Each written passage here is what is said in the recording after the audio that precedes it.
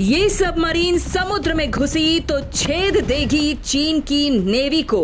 भारत की सबमरीन को देखकर चीन और पाकिस्तान के छूटे पसीने। जो चीन आज तक अपनी समुद्री बेड़े की ताकत पर इतराता था, भारत की इस ताकतवर सबमरीन को देखकर बौखला गया है। आज के वीडियो में हम आपको भारत की कई ऐसी सबमरीन के बारे में बताने जा रहे हैं जो कि देश की समुद्री सीमाओं को अभेद कर देने वाली है, जिसकी एक हुंकार से दुश्मन दूर से ही भाग जाएगा। इसके साथ ही ये भी जानेंगे कि भारत सबमरीन ताकत बढ़ाने के लिए कौन सी नई डील करने गया है। पीएम मोदी फ्रांस पहुंचे हैं, वहां कौन सी डील होने वाली है। तो दोस्तों, जब देश की सुरक्षा की बात आती है तो हम एयरफोर्स और मिलिट्री की ताकत की ही बात करते हैं और सबमरीन की ताकत को एकदम भूल जाते हैं। देखा जाए तो एक बहुत ही साइलेंट फील्ड है जिसके बारे में काफी कम चर्चा होती है, लेकिन आज की तारीख में चीन जैसे दुश्मन से मुकाबला करने के लिए देश में पावरफुल और एडवांस सबमरीन की बहुत ज्यादा जरूरत है, क्योंकि चीन धीरे धीरे अपनी समुद्री सीमाओं को बढ़ा रहा है। इसीलिए चीन की नापाक हरकतों पर नजर रखने के लिए सबमरीन्स बेहद जरूरी हैं। लेकिन भारत के पास पानी में देर तक रहने वाली सबमरीन्स की कमी है।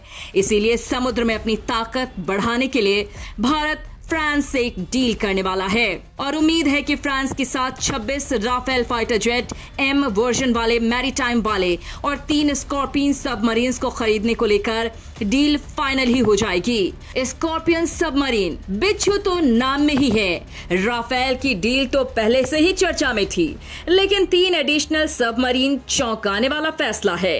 ये 3 सबमरीन सिक ऑफ फॉलो अप प्रोग्राम का पार्ट है, जिसमें पहले से ही 6 सबमरीन हमारे देश में बनाए जा चुके हैं। जी हाँ दोस्तों, हमारे देश में बनाई जा रही है, यानी कि जब हम किसी देश को कोई सामान बना बनाया खरीदते हैं तो बात अलग होती है, लेकिन यहाँ बात हो रही है आधुनिक टेक्नोलॉजी ट्रांसफर की, यानी कि एक देश पैसे लेकर अपनी टेक्नोलॉजी हमें दे रहा है और हमारे यहाँ बनाई जा रही है ये पनडुब्बी। इससे फायदा भारत का ही होने वाला है। अभी उनके ट्रायल पर काम चल रहा है। असल में स्कॉर्पियन क्लास सबमरीन काफी क्षमतावान है, कैपेबल है और इसकी सबसे खास बात है इनमें इंस्टॉल किए जाने वाली एयर इंडिपेंडेंट प्रोपल्शन सिस्टम। ये एक मेक इन इंडिया होगा। इसे डीआरडीओ ने तैयार किया है।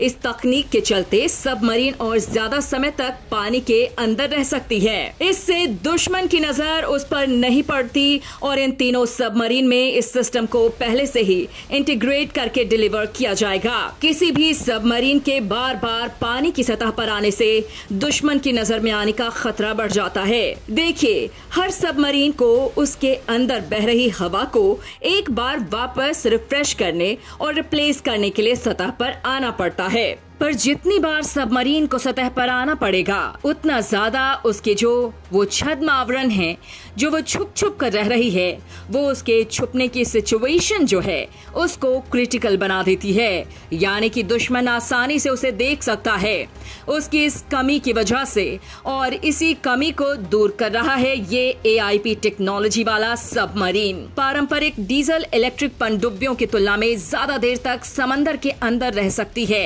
हवा लेने की इसको जरूरत लेट से पड़ेगी। अगर फर्क देखें तो एक AIP एयर इंडिपेंडेंट जो प्रोपल्शन सिस्टम होता है, ये इक्विप्ड सबमरीन जो रहती है, इसे वो पानी के अंदर 15 दिन से भी ज्यादा वक्त तक रह सकती है, जबकि पारंपरिक पनडुब्बियों को अपने जनरेटर चलाने के लिए 2 से 3 दिन में पानी की सतह पर आना पड़ता है। आपको बता दें, इन्हीं जनरेटर से सबमरीन की बैटरी रिचार्ज होती है, जिसके सहारे सबमरीन पानी के अंदर चल पाती है। इसके अलावा भी ये भी कोशिश की जा रही है कि अभी हमारे पास जो स्कॉर्पियन सबमरीन्स मौजूद हैं, उनमें लिथियम आयन बैटरी का इस्तेमाल किया जाए और अगर ये पॉसिबल हो गया तो इन तीनों सबमरीन्स में लिथियम आयन बैटरी का ही इस्तेमाल किया जाएगा। इन सभी डीजल इलेक्ट्रिक पनडुब्बियों में लॉन्ग रेंज गाइडेड टॉर्पीडो और लॉन्ग ट्यूब से लॉन्च की जा सकने वाली एंटी शिप मिसाइल होती है।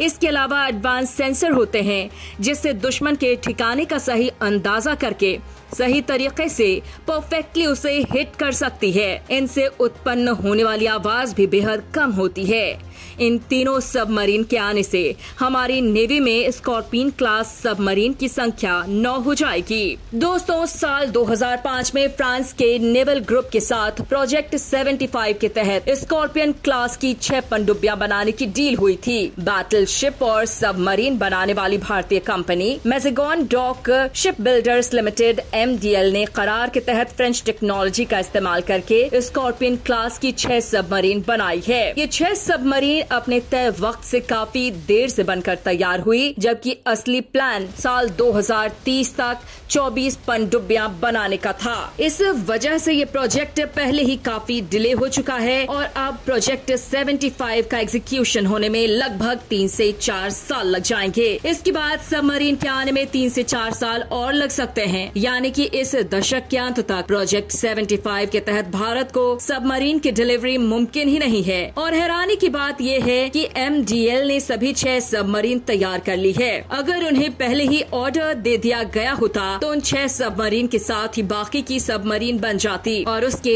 आने वाले कुछ सालों में भारत को मिल भी जाती। अब देखना ये है कि प्रधानमंत्री फ्रांस के अपने दौरे पर कौन कौन सी डील साइन करते हैं और किस किस बात पर चर्चा करते हैं। दोस्तों, 355 बैटल शिप के साथ अमेरिका को पछाड़कर चीन की नेवी दुनिया में नंबर 1 बन चुकी है। चीन पाकिस्तान की नेवी की भी मदद कर रहा है। उसका टारगेट है 2030 तक पाक नेवी को 50% तक बड़ा कर देना। बाकी मौका पड़ने पर वो पाकिस्तान के सबमरीन और बैटल शिप का इस्तेमाल अपने मतलब के लिए ही करता है। इसीलिए भारत को भी अपनी समुद्री ताकत को बढ़ाना जरूरी है और ये सबमरीन इस काम में भारत के लिए तुरुप का इक्का साबित हो सकता है, क्योंकि सबमरीन काफी लंबे समय तक पानी में रहते हुए सीमा पर चीन की गतिविधियों पर नजर रख सकती हैं और वक्त पड़ने पर सटीक निशाना लगाकर दुश्मन को सबक भी सिखा सकती है। इसके अलावा हमें मेक इन इंडिया सबमरीन के अपनी कैपेसिटी को बढ़ाना होगा ताकि हम इस मामले में पूरी तरह आत्मनिर्भर बन सकें, क्योंकि जब हम अधिकारों के मामले में आत्मनिर्भर होंगे तो हमारे देश के डिफेंस बजट का एक बड़ा हिस्सा जो हर बार एक नई डिफेंस डील के कारण हमें दूसरे देशों को देना पड़ता है वो तो बचेगा ही और हमें दूसरे देशों की टेक्नोलॉजी पर भी निर्भर नहीं रहना पड़ेगा। अब जैसे AIP की ही बात करें तो इस प्रोजेक्ट में देरी की वजह ये भी है कि फ्रांस की नेवी अभी इस